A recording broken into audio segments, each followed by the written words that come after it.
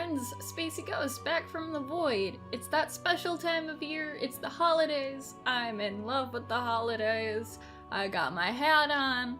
I got my, I can't tell if you guys can tell, but it's like National Lampoon's Christmas Vacation shirt that I love, and I bought myself last year because, like, I couldn't help myself, even though I had no money. I had my eye on this game for, like, almost a full year, or if anything, since, like, April.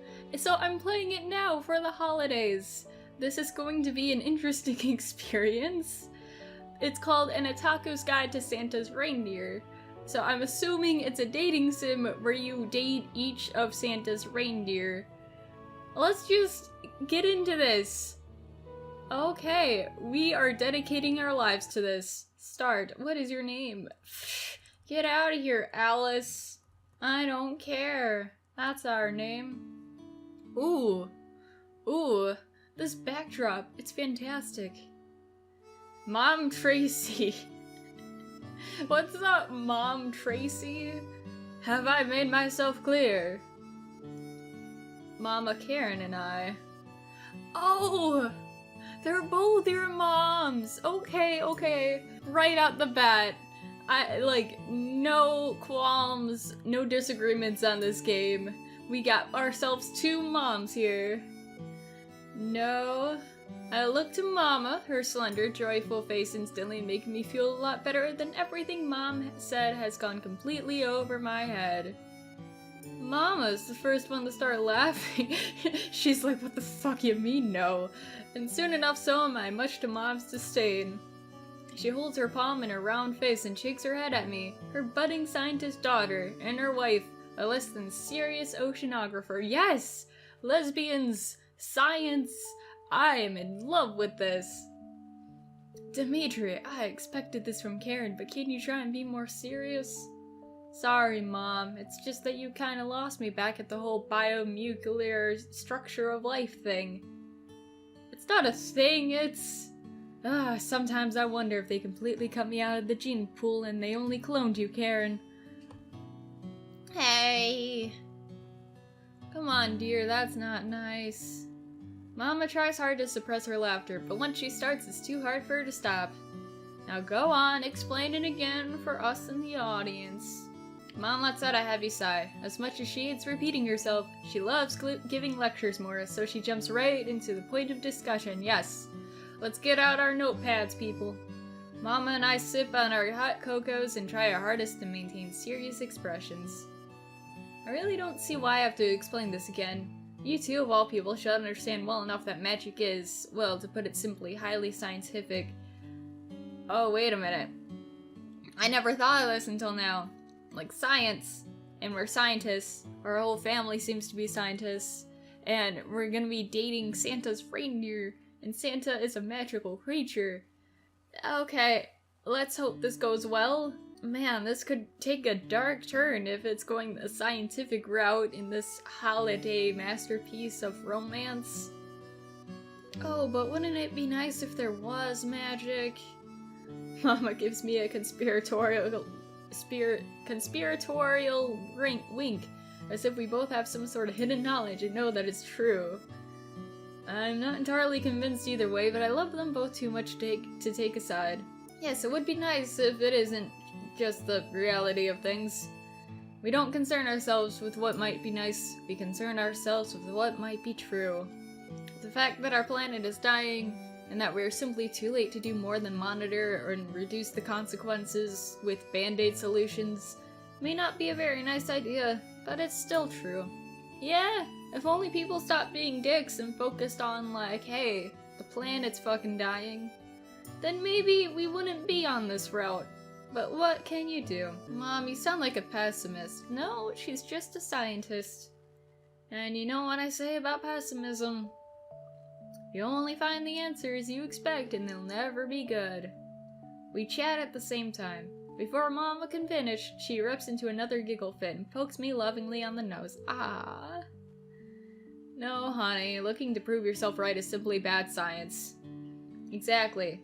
And you may not be a bad scientist right now, but pessimism will eventually make you into one. It's like an evil curse.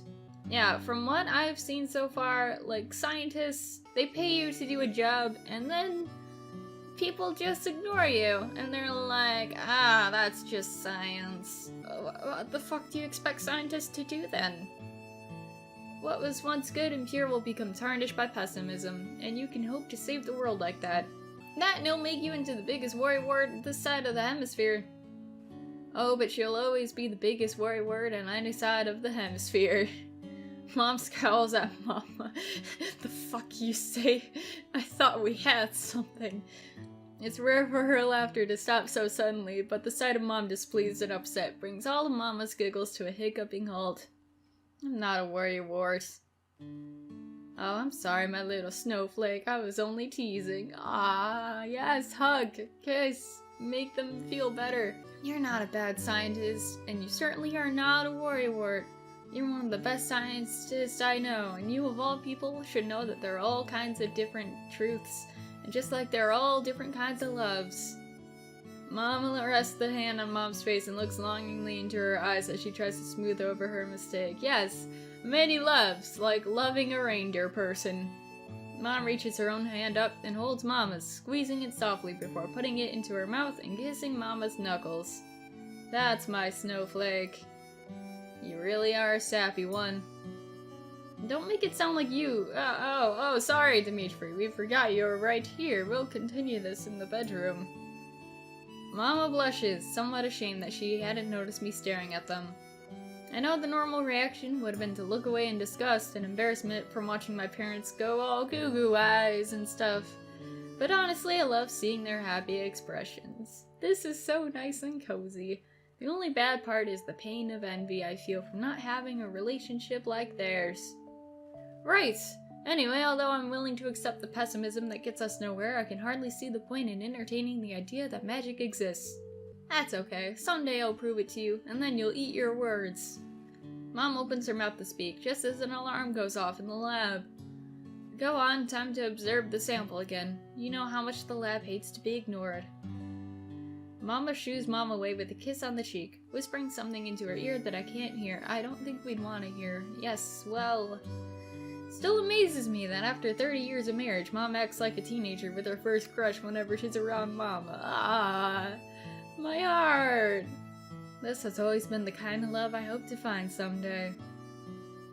Oh, the space! Those stars! I wander outside to look at the northern lights. Looking at them makes me feel a little better. Helps me to remember all the reasons I was excited to come here. Even though I'm so far away from my friends and all the things I used to know. As much as I know Mom's right, that the things we call magic and love and mystery are all explainable using science and hard facts, can't just give up on the idea that there might be a little magic in this world. Oh, you about to find out! That's why I want to become a scientist like my mom's in the first place, to discover all the unknown things of the world. I thought I'd find you out here. You literally just watched me go inside. Ooh, nice structure! Mama stands beside me, wrapping her large pink scarf around my neck. She's always so gentle and moves so carefully that it's calming just to watch her do the simplest of things. Sorry, I know I should stay inside and help out, but I just want to get a little fresh air. Never told you anything like that, Tracy did. Though she is right. You don't say that often. I know, and well, Tracy might be right about some things, but there are times even when she's wrong. Like about magic? You must think I'm a little mad for thinking this way, huh? I mean, not often scientists think of magic. Well, you are a pair of scientists who live in the middle of nowhere. That sounds pretty mad by itself. You didn't have to move here with us, you know. I want to make sure that you understand that. If you ever want to go back, we'll completely understand. No, shh. Hush your face. I am perfectly cool here with my gay moms. And I can still talk to my friends online and stuff. I never said any of that. I wanted to come here and I still want to be here.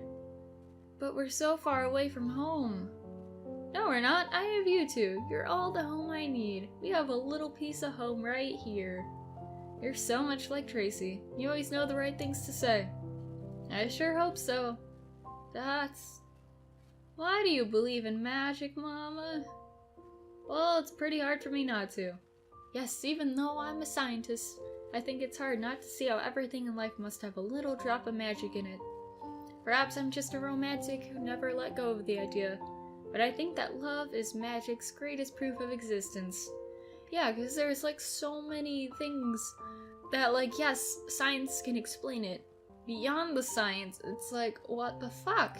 Why is that a thing? Why are we the only planet that's like has living survivors and stuff? Yeah, science can explain that too, but at the same time, it's like nearly impossible to duplicate all that. No matter what atoms or chemicals are at play, a feeling as strong as love isn't something that can be explained away so easily. Science is all about discovering the impossible, and magic is about realizing that even the most seemingly impossible things have always been possible, I mean. At one point in time, the idea of us having you would have been impossible, but through science and a whole lot of love, here you are. So, were we cloned? Is that what you're implying? There was a study, like, years ago about women being able to have kids, like, if they're in, like, a loving women relationship. Except, like, the downside or whatever is that the offspring would always be female because they only have female chromosomes. So is that what's going on here? Thanks, Mama. Thanks, science. It would be okay for me to go out on a walk. I want to get a better view of the northern lights.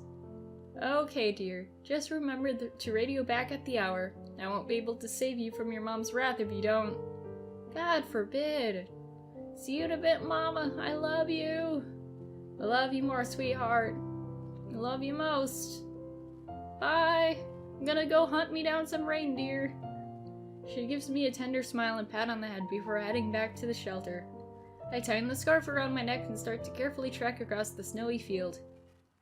Alright, gotta find us a boyfriend or girlfriend. I noticed there were chicks in the opening thing as well. There's a light drizzle of snow falling down as I look up at the colors dancing in the night sky.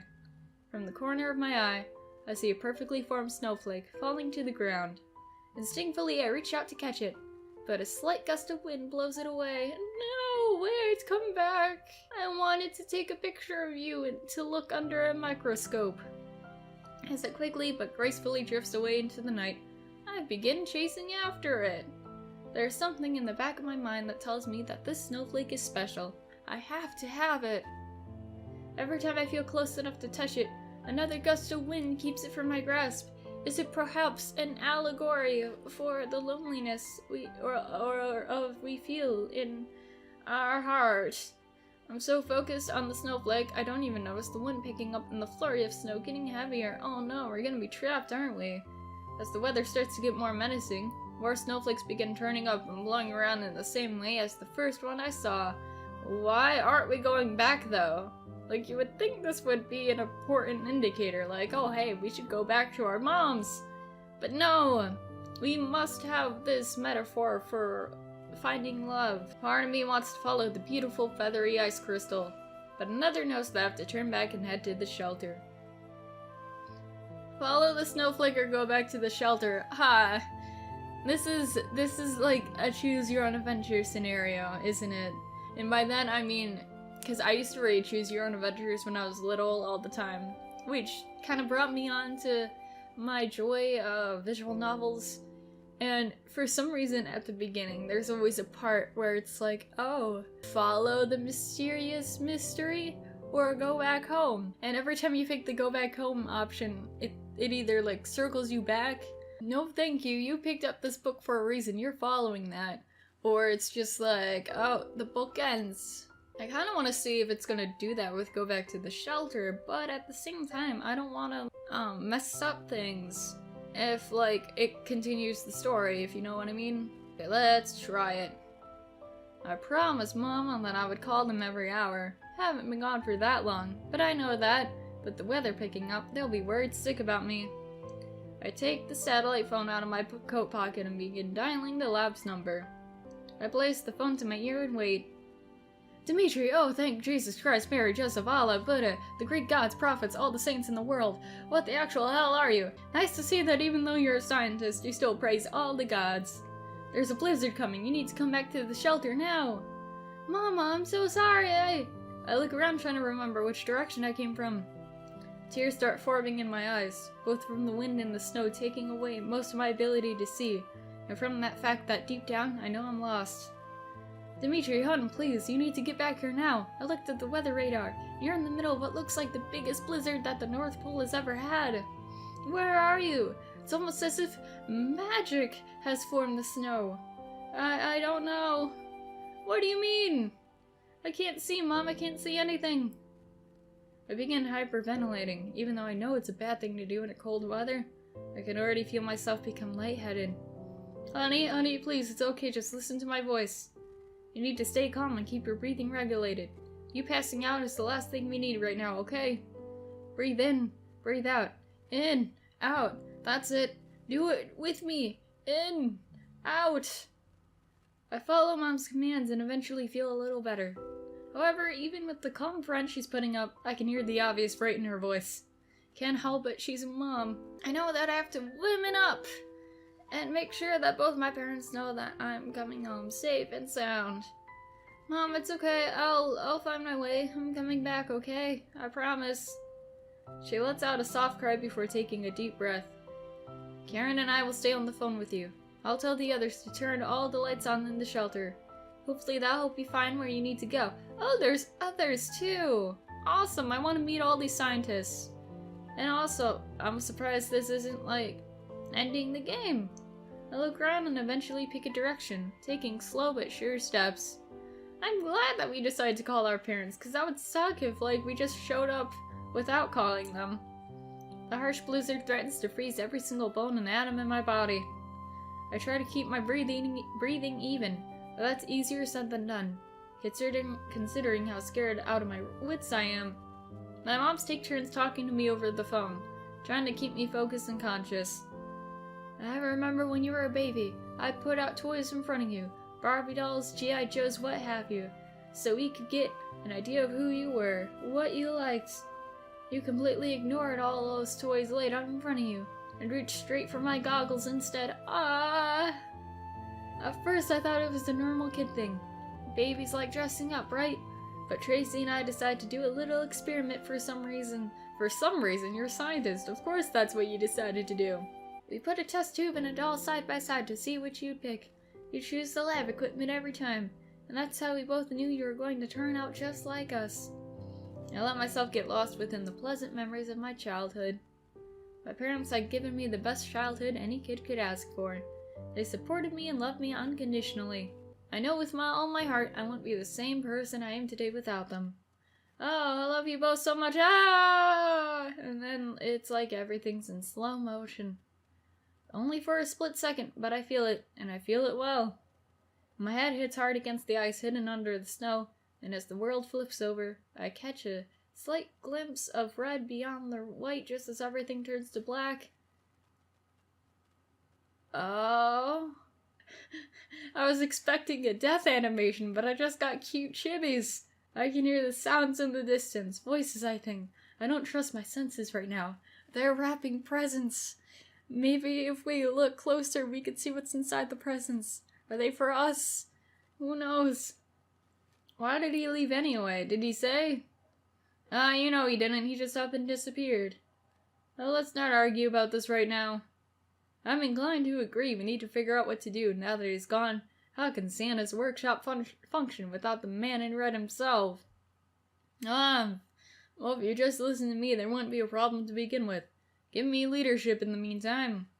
And then everything fades away once more. Are we gonna see more chibis? Oh, no, we're back home. When I finally come to, I wish I could just fall asleep again. My head aches. It almost feels like a migraine. It's centered at the back of my head instead of near my temple. My mind feels like it's wrapped in wool. And my room also looks like it's flipped for some reason. Man, I must have hit my head hard. As I cautiously open my eyes, I try to remember what caused this pain. I shoot up in bed as soon as all the memories come rushing back. It isn't a very smart move.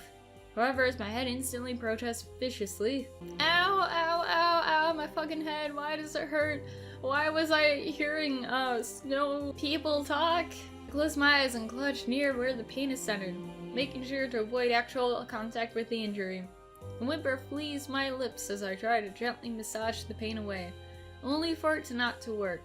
So, something tells me that if we would have picked the Snowflake route, or whatever, then it would have just skipped to us, like, falling to our death, instead of us calling our parents. So again, I'm glad we called our parents, because I want them to make sure I'm okay. After a few minutes, the pain ebbs enough for me to open my eyes and look around. I cautiously do so, wary of causing another blinding throb of pain. I'm definitely not in Kansas anymore. Nor am I, I quickly realize, anywhere I've been before. What are you talking about? This is exactly our room, except it's flipped. Are you that, like, confused? The door to the lodge suddenly opens, and I shut my eyes on instinct, pretending to be asleep. Maybe they won't notice. But I instantly regret it. I feel like a 6-year-old who doesn't want to get ready for school. Don't insult my intelligence. If you're awake, then get up. It's hardly right to take advantage of another's kindness by lazing around and pretending to be asleep. God damn it. Okay, you got me. Be defiant? No. We're not gonna, like, keep going at this. Let's just apologize. Embarrassed that he so easily saw through my bluff, I rise from my position and cautiously sit up. Yes, right. Sorry, I don't know. I start blushing. I don't even know why. I slowly massage the part of my head that has sustained the injury, wincing slightly at the pain. Probably because this is the first time we've seen a guy in ages. Oh, hello, smart, studious type. As soon as my eyes dart to the stranger, a gasp escapes my lips. That pattern, it's ghastly. Standing tall before me is a man, a very attractive man, but more to the point, one with 2 large antlers poking out of his skull. Other than that, he's sporting red glasses and is wearing a plaid beige suit that shows off his lean physique. I only barely realize that my mouth is agape and I've been staring at him for a socially unacceptable amount of time. It is. I mean, it is. I'm sorry, I was just curious. If you don't mind me asking, what mammal are you? If you're a mammal at all, that's all you're asking. This is gonna be one of these stories, is it? Where it's just suspend the disbelief. Or is it suspend belief? I don't know. Instead of being like, oh, fuck, what are those? You're just like, oh, what animal are you? So I can dictate in my notes. I mean, I realize that it's highly unlikely that you being an alien life form seems like it's only the rational explanation for those oh, no, I'm just rambling on. Yes, you are. And I kindly ask that you stop jumping into such a ludicrous conclusions. Okay, what would the rational explanation be then? Because right now, seeing those antlers, I don't think there is one. If you'd stay quiet for a single second, I'd have told you by now. Attractive, but he has a terrible personality. No. Not in the cards. You're at the North Pole and you're suffering from some sort of concussion. I know, because our dear person has examined you. Also, I think it's important to note that despite you being a human with very little concept of manners, we brought you here so you wouldn't freeze to death. Conclusion, you're not dead, and the proper way to show your gratitude is not to ask excessive questions and accuse your host of being an extraterrestrial. Wait, how long have I been out? He goes quiet for a second before answering. 3 days.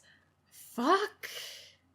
Oh, what? I need to get back to the shelter. My parents. My scientist family.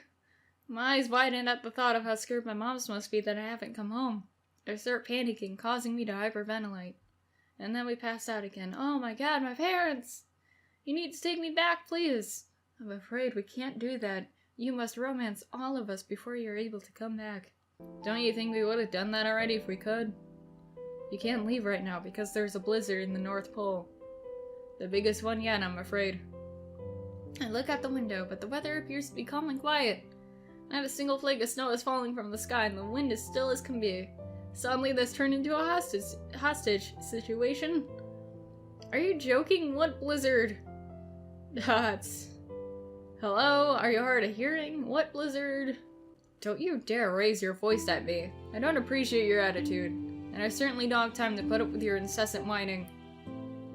He turns to leave, but you're just gonna leave us be. I guess this is a hostage situation, else you're joking, but okay. In an attempt to stop him, I try and grab the sleeve of his suit, but my fingers miss by inches. Are those hooves?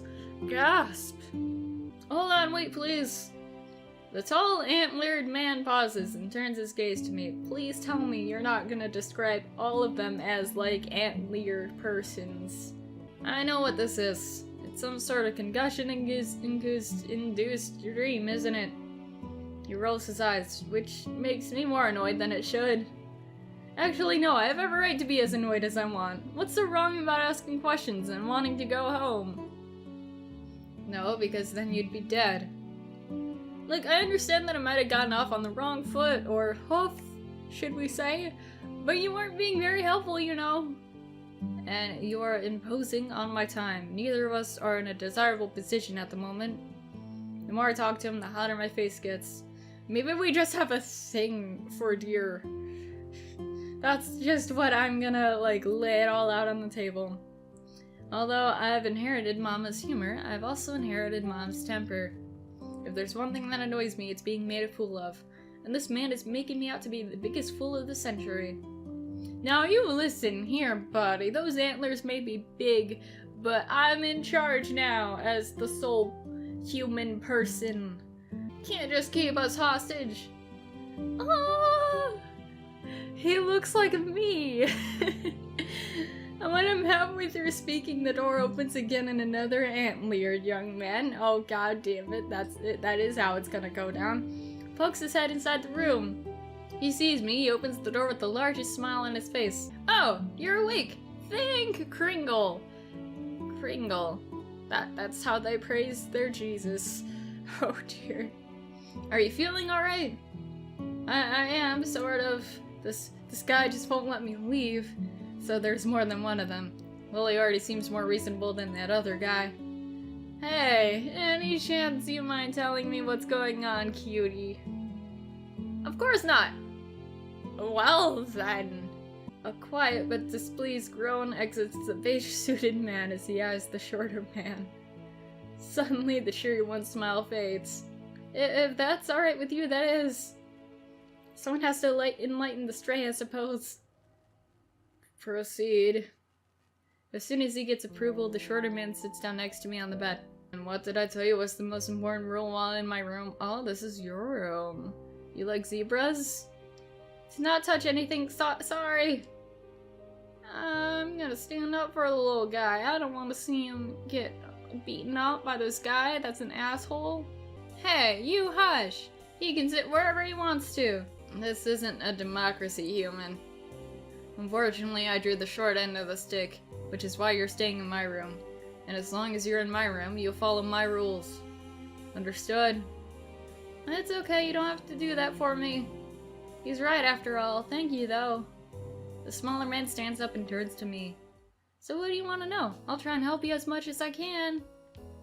Well, for starters, I'm gonna end this here, because that would be perfect. A perfect place to stop. So thank you guys for watching this. This is interesting, I should say the least. These reindeer are keeping us hostage, I guess. I'm assuming we're gonna meet the rest of the reindeer in the next one.